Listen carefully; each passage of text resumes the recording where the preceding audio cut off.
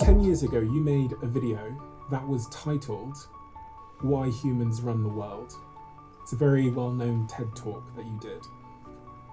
After reading your new book, Nexus, I wanted to ask you a slightly modified question, which is, do you still believe that 10 years from now, humans will fundamentally be running the world?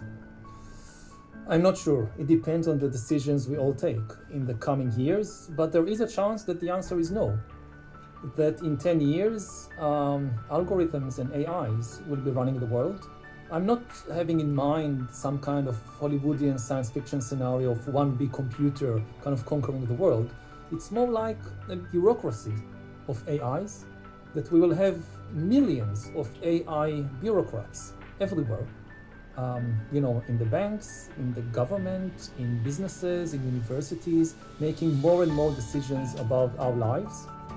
That everyday decisions, whether to give us a loan, whether to accept us to a job, and we will find it more and more difficult to understand the logic, the rationale, why the algorithm refused to give us a loan, why the algorithm accepted somebody else for the job.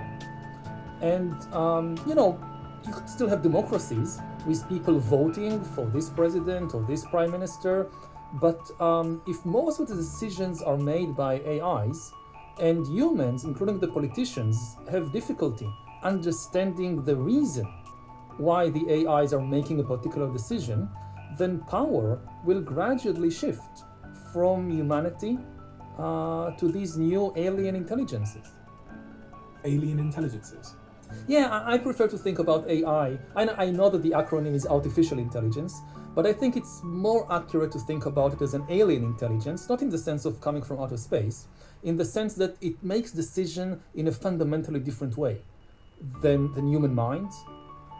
Artificial means or has the sense that we design it, we control it. Something artificial is made by humans. With each passing year, AI is becoming less and less artificial and more alien.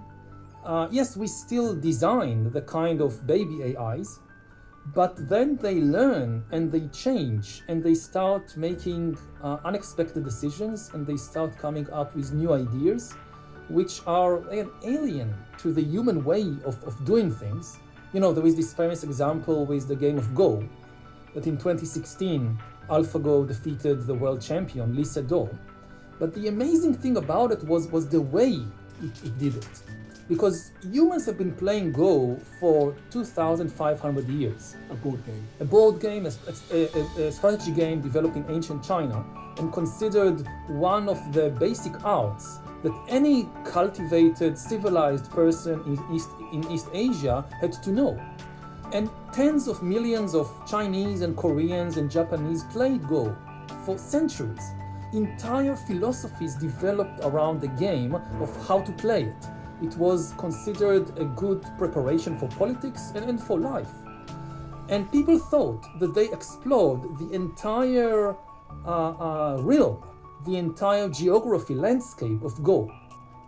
And then AlphaGo came along and showed us that actually for 2,500 years, people were exploring just a very small bit, a very small part of the landscape of Go. There are completely different strategies of how to play the game that not a single human being came up with in more than 2,000 years of playing it. And AlphaGo came up with it in just a few days. So this is alien intelligence. And if it's just a game, but the same thing is likely to happen in finance, in medicine, in religion, for better or for worse.